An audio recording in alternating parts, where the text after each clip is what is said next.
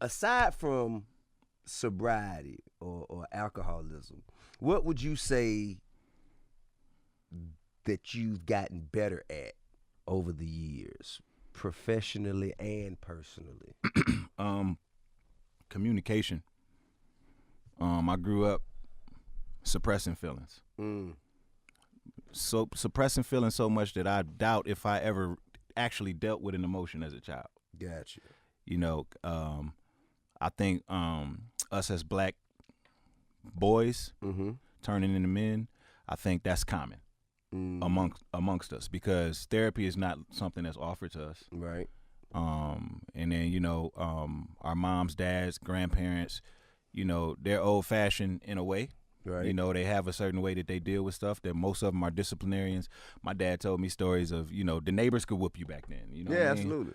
So I got whippers from the neighbor. yeah. I got some whippers from the neighbor. Man. Miss Britton. So I mean, communication was like, you know, traumatic things happening at 11 p.m. and then 11 a.m. the next morning, everybody sitting at the table eating like, you know, nothing happened. Right. So we didn't discuss a lot of things. We didn't get a lot of things out. So when I started going to therapy, which was when I decided to get sober, I started to talk to the therapist about certain things that I didn't feel affected me like that. And once I got asked a few questions and I said this and said that, one thing led to another, I'm in tears. So that let me know that it did affect me. You know what I mean? And then I was able to draw correlations between these instances and alcoholism. And then I started to learn that nothing is for no reason. Right. Everything is for a reason. Nothing is coincidental. Everything is for a reason. Man, you making me want to get my shit together, bro. That's what I'm telling you. God damn, man. I didn't even know. Yeah, so brother, so you know, that taught me how to communicate a little bit better, and it also made me want to get more things out and complete more thoughts in my music. Okay. And that's where Such a Personal Album came from, which was Book of Ryan. You know, a lot of old memories started to hit me, and the way that I expressed them was due to the way that I was working out that muscle of communication in therapy. You know, so I always tell young artists, instead of paying attention to the climate, which is what the labels tell you to do, always pay attention, pay attention, pay attention. Learn you. You know, like, because learning you, knowledge of self, is you approving upon you, and you approving upon you. You can get better at anything if you can better yourself. You don't even know how to apply your strengths to the climate Yes. if you don't know who you are. Exactly. You know, I think that's the most valuable thing I have maintained over the years is, you know, I knew I was a little badass Tip from Bankhead before I was anybody. Yeah. And so me knowing, even though it was only a little badass Tip from Bankhead, me knowing that that's who I was before I became T.I. has allowed me to kind of like stand solid through a lot of this shit. Yeah. You know what I mean? I always kind of like, I always revert back to little badass Tip from Bankhead when all else fails. You dig what I'm saying? And that has allowed me, because that's why when motherfuckers say, God damn, man, I met you 20 years ago, man. You the same nigga. Man, you said something on you were doing what you were interviewing with Jada Pinkett and them. What was the that? Red Table Talk. Yeah, bro, you said something on there where you was like, you were talking about your daughter, but you was like, listen, if it was, she was the reason why I even addressed it, because you said something about being comfortable in that space, or being attacked. Yeah, the way you worded I'm fine in the fight. There you go. That resonated with me, because I feel the same way. I feel the same way, man. I could just sit there. Yeah. No problem. None at all. Because I know who I am. I'm living in the center of my truth. Absolutely. Y'all opinions don't sway me. Opportunities will come. Opportunities will fade. Money gonna come. Money gonna get spent. Shit gonna get good. Shit gonna get bad. I'm gonna be me. Through all that shit. There you go. Like it. Don't like it. Appreciate it. Ignore it. I'm still me. And the only people who have the authority over my actions are the ones that I allow to have the authority over my actions. Boom. My children, my wife, my mama, you know, like very, very close circle, the top of the pyramid. Mm-hmm. You know what I mean? I always tell, you know, my kids and my wife and just other people, like the advice I give, man, listen, man, you got to build your pyramid. You know what I mean? You got motherfuckers at the top of the pyramid. Ain't but a few motherfuckers gonna be able to fit up there. And those are the people that you give the most consideration to. Yes. Those are the people that you know what I'm saying, you go out of your way for, you share. You know what I'm saying? Give your true thoughts, true feelings.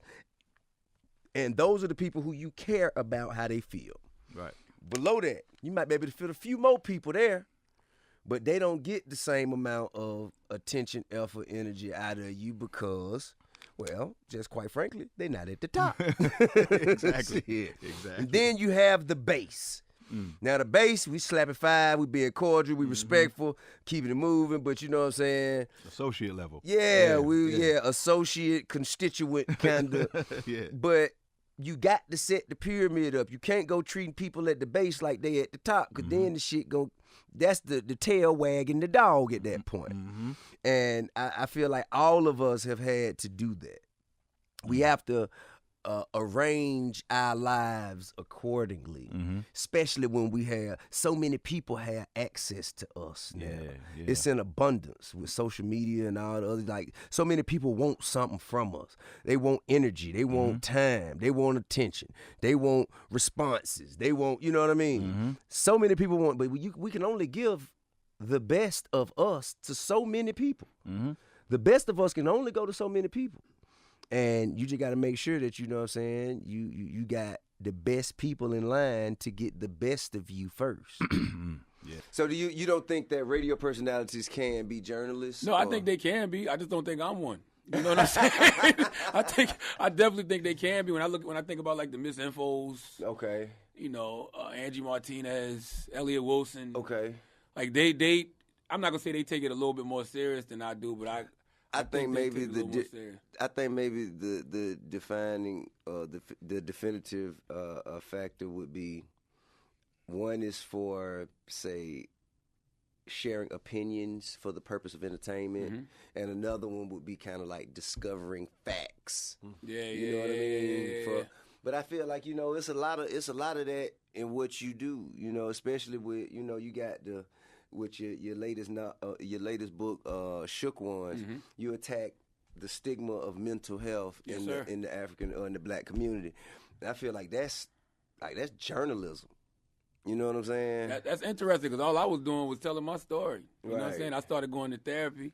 And when I started going to therapy, I was just keeping a journal of everything that I was experiencing in therapy and like the conversations I would have with my therapist. And that turned into the pages of this book. Wow. And I actually was trying to translate what my therapist was telling me. Okay. You know, but I realized, like, nah, that's not what therapy is about. Therapy is just helping me to understand the shit that I've been through, the things that I'm feeling, so I was able to tell the story. So I brought in this guy named Dr. Ish. He graduated from the University of South Carolina. He's a psychiatrist. And so he gave these clinical correlations in the book. So when that shit came out and people started gravitating towards it, and then, like, I'm showing up on shows that I've never been on and speaking in places I've never been speaking at, and they're like, oh, you're a mental health advocate. And I'm like, for real?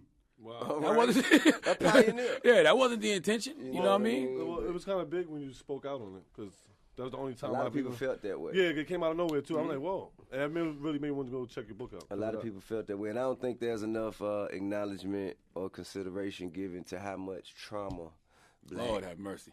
not just black men, but black people Lord have mercy. have endured, and how much is actually being internalized.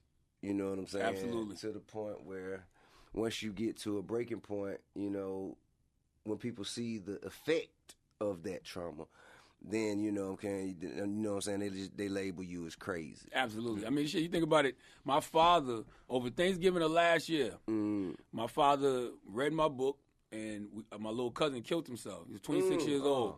That was like the 4th time he tried to kill himself. He cut his wrist one time. That didn't do it. He shot himself in the stomach. That didn't do it. I think he tried to take some pills or something. That didn't do it. And over Thanksgiving, he put the gun in his mouth, blew his brains out. Yeah. So between that and my book, my pops was like, yo, you know, I tried to kill myself 30-something years ago. Damn. And then he told me that he was on 10 to 12 different medications throughout his life. And he had been going to therapy. He ain't never told nobody that until Thanksgiving of last year. So I remember going to my mom like, yo, you know, Pops was going through all this shit, and she was like, I thought he was just playing crazy to get a check. Because he has been getting a check for the past 20 years. Wow. So it's just like we don't take things serious when our people are going through certain things. What's that about? Why? I mean, probably because we dealing with our own shit. That's what a fact. it is. You know what I'm saying? You know what it is with black people, man? This generation, we the first generation of black men that probably got the luxury Some of healing. success out of it. Yeah. Or what with the luxury of healing. This shit is a luxury. You know what I'm saying? We're abuse victims. I We've realize that been all blessed the time. with the means to actually afford ourselves some formal help. Absolutely. You think about our parents were just trying to survive. What they say on good times, they were scratching and surviving. How you gonna pay for a psychiatrist? Yeah, the psychiatrist You know what I mean? was You trying to actual feed thing. 4 kids. You can't even pay your gas. I got your bill. How you gonna psychiatry pay for right a here. a psychiatrist? But that's why we turn to drugs. That's why we turn to alcohol. That's why we turn to... I'm not on drugs, Charlamagne. What do you Five, mean? you definitely He on said drugs. we turned the drugs to make that Yeah, clap. you Not on definitely drugs. Five. on You drugs. definitely... Marijuana's a drug, Definitely on Five. drugs, not. Five. It's okay though, medicine. man. This is a place of honesty. Yes. man. Honest, you're We right, not- you're You know what I'm saying? All right, I just smoked the blunt before I came Yeah, out. and you got psychiatrists recommending marijuana in some cases. Yeah, I mean, I think that I think Psychiatrist? Yeah. it's a form of. Wait a minute, they're not finna write you a prescription I for thought- for a 7. You know what I'm saying? But I do know there are healing properties. You know what I'm saying? The CBD, I feel like. Oh, I love it. You know, they definitely have healing properties that can help you kind of sort through other things. You only looking for THC though. Oh, no, You're no, a THC kind of guy. CBD's in breast milk. Too, huh? CBD's in breast milk. CBD's in breast milk? Yeah, CBD's in breast milk. How you know? You researched it? Yeah. Wow. CBD's a natural thing in breast milk. And female breast milk.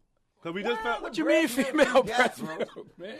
Beyonce's dad just found out he got, peace and blessings to him, but we just found out that Beyonce Pops has breast cancer. What the hell they got to do with milk? I'm trying to say, make sure it's Five. women breast with the CBD. Have you ever seen a man breastfeeding, Me Five? neither, but they just said a man has breast cancer. So if a man have breast cancer, you have a breast. It's just, you know what I'm saying? We have a chest.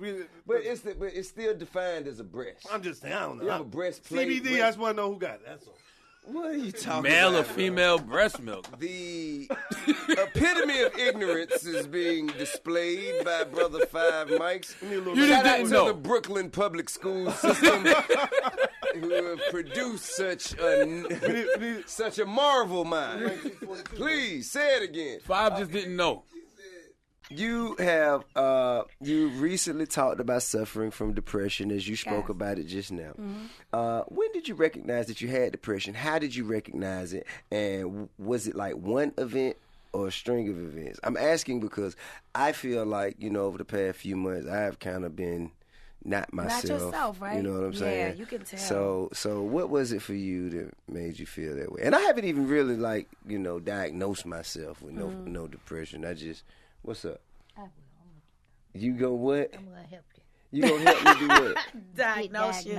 You gonna help me get diagnosed? Yes.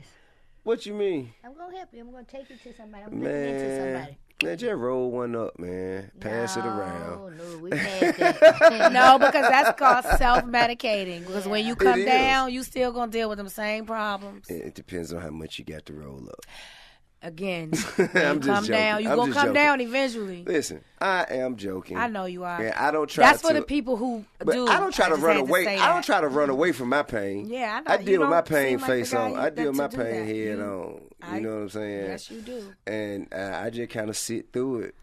I sit through it, and on the other side, I learned a lesson from it. Yeah. I think that's more important than remaining in a life without pain. Mm-hmm. You know what I'm saying? Getting through the other side of that pain and getting the experience and the lesson Everybody can't from do it. that, Tip. Everybody's not equipped. They Everybody's really can, not strong though. enough. But They they can. But if they don't have If they the believe tool. they can, they can. Oh, I wish it was that easy.